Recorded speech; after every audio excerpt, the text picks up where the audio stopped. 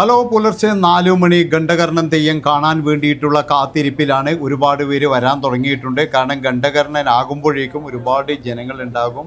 ഖണ്ഡകർണൻ എന്ന് പറയുന്ന ഒരു തെയ്യം കാണാൻ വേണ്ടിയിട്ടും അനുഗ്രഹം വാങ്ങിക്കാൻ വേണ്ടിയിട്ടും നാടിൻ്റെ നാനാ ദിക്കുകളിൽ നിന്നും വന്ന ആൾക്കാരെയാണ് നമ്മളിവിടെ കാണുന്നത്. അതുമാത്രവുമല്ല, ഇവരൊക്കെ എന്ന് പറഞ്ഞു കഴിഞ്ഞാൽ ഇതിൻ്റെ പന്തങ്ങളാണ് ഇവിടെ റെഡിയായിക്കൊണ്ടിരിക്കുന്നത്. ഖണ്ഡകർണൻ്റെ 16 പന്തങ്ങൾ ഇവിടെ എണ്ണയിൽ മുക്കിയിട്ട് റെഡിയാക്കിക്കൊണ്ടിരിക്കുന്ന ഒരു കാഴ്ച. അതൊക്കെ റെഡിയാക്കാൻ വേണ്ടി ആൾക്കാരും ഇതൊക്കെ ഉണ്ട്.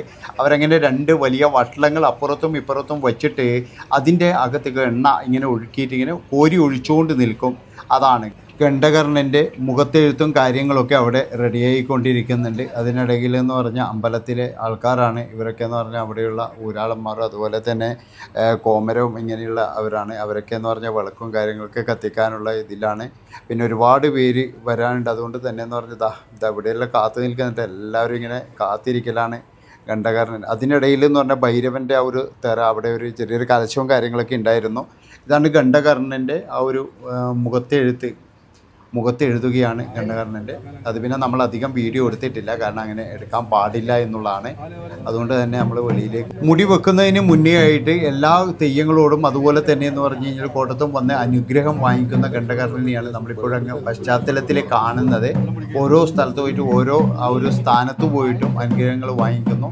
ഇതാണ് മുടി വെക്കുന്നതിന് മുമ്പേ. അത് കഴിഞ്ഞിട്ട് മാത്രമേ കണ്ണ് വെക്കുകയുള്ളൂ, അതുപോലെ തന്നെ മുടി വെക്കുകയുള്ളൂ. അപ്പോൾ നമുക്ക് മുടി വെക്കുന്ന കാര്യങ്ങളൊക്കെ കണ്ടിട്ട് ഒരുപാട് കോട്ടങ്ങളിൽ ഖണ്ഡകർണൻ തെയ്യം കെട്ടിയാടുന്നുണ്ട്. അതുകൊണ്ട് തന്നെ എന്ന് പറഞ്ഞു കഴിഞ്ഞാൽ ഇതിൻ്റെ ഐതിഹ്യവും കാര്യങ്ങളൊക്കെ ഞാൻ എൻ്റെ മറ്റുള്ള വീഡിയോസിൽ തന്നെ പറഞ്ഞിട്ടുണ്ട്. അതൊക്കെ പോയി നോക്കിക്കഴിഞ്ഞാൽ മനസ്സിലാകും, ഒരുപാട് പേർക്കറിയാം. അതായത് ഭദ്രകാളിയുടെ വസൂരി നക്കിത്തുടിച്ച് ഇല്ലായ്മ ചെയ്യാൻ മഹേശ്വരൻ്റെ കണ്ടത്തിൽ രൂപമെടുത്ത് കണ്ടാരത്തിലൂടെ പുറത്തു വന്ന ഭീകരമൂർത്തിയാണ് ഖണ്ഡകർണൻ. 16 കത്തുന്ന പന്തങ്ങളും വളരെ ഉയരമുള്ള മുടിയുമായാണ് നൃത്തം. കാഴ്ചക്കാർക്ക് കൗതുകവും ആകാംക്ഷയും ഒരുപോലെ പ്രദാനം ചെയ്യുന്ന തെയ്യക്കോലമാണ്. ആളിക്കത്തുന്ന പന്തങ്ങൾക്ക് ഇടയിൽ നീളം മുടിയും ധരിച്ചുള്ള ഈ തെയ്യം ശിവന്റെ ഭൂതഗണങ്ങളിൽ ഒരാൾ. വളരെയധികം സാഹസം നിറഞ്ഞതാണ്.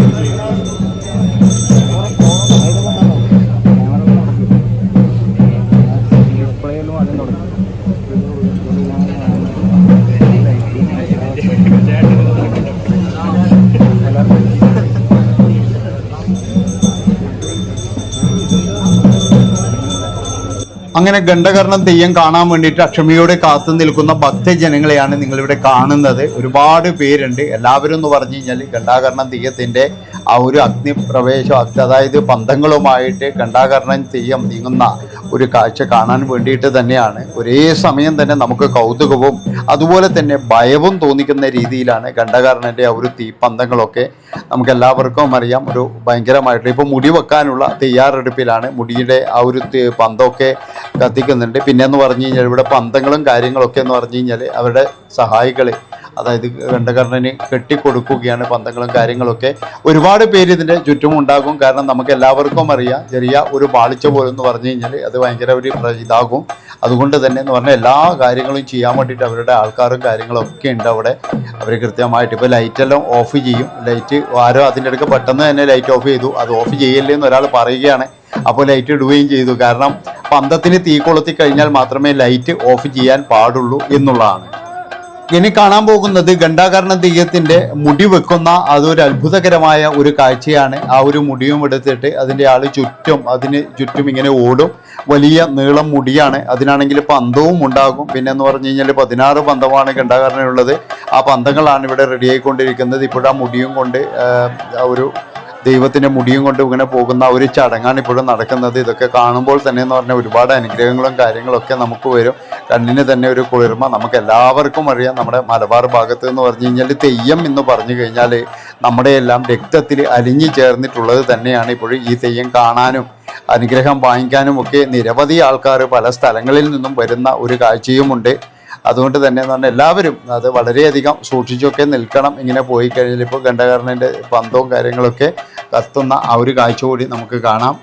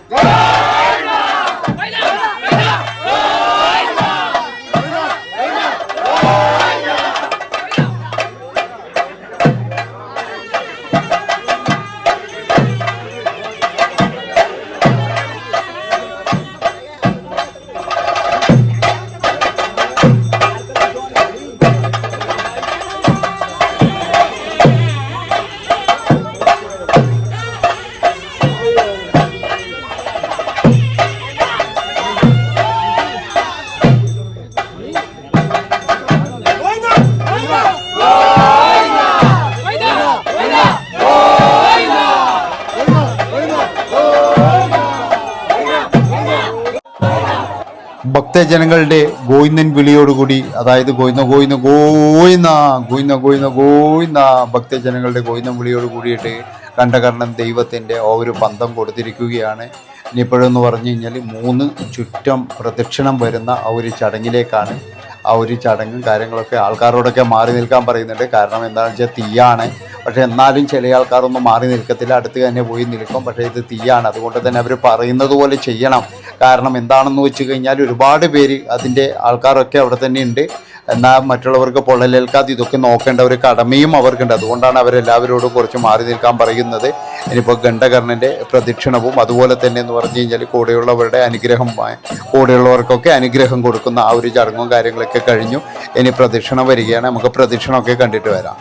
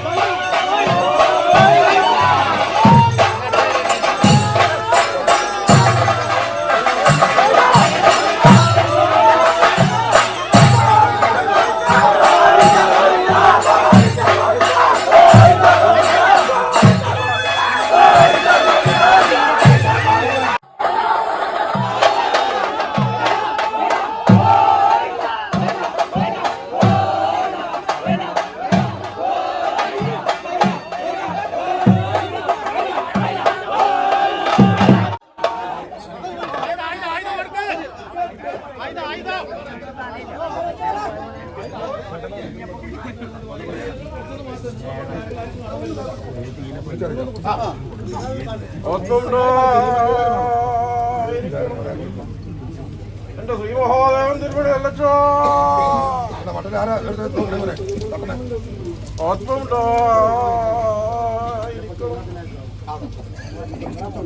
എന്റെ രാഹുത്താച്ചി ആത്മണ്ടായിരിക്കണം എന്റെ രാഹുത്താച്ചി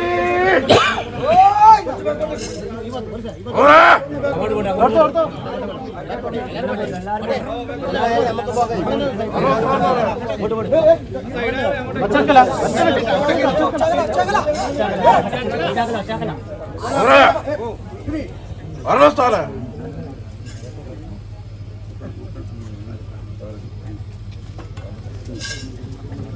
ഭക്തന്മാരെ അകമ്പടിമാരെ അകമ്പടി കർത്താക്കന്മാരെ വാടവരെ വാടവൃക്കന്മാരെ എന്റെ വയനാടിയാന്മാരെ ഏവരുമില്ലേ ഇവിടെ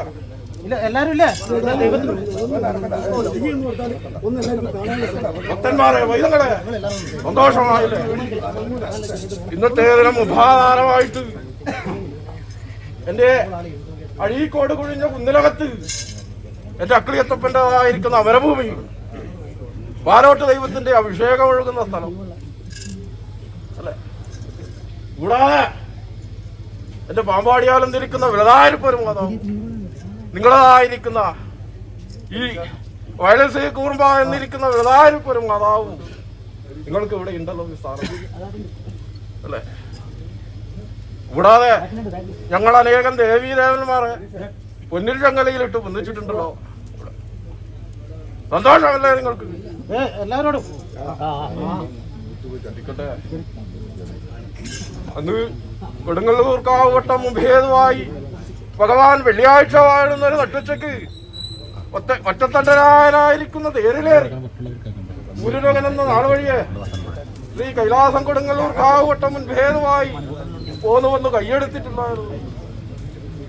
അന്ന് അശ്വതിക്ക് കാവ് തീണ്ടി പരടിക്ക് വട്ടാരം വരുത്തി മഞ്ഞത്താലപ്പലിയും മകരത്താലപ്പലിയും ഭഗവാൻ വേണ്ടുവോളം വാങ്ങി അനുഭവിച്ചിട്ടുണ്ട്.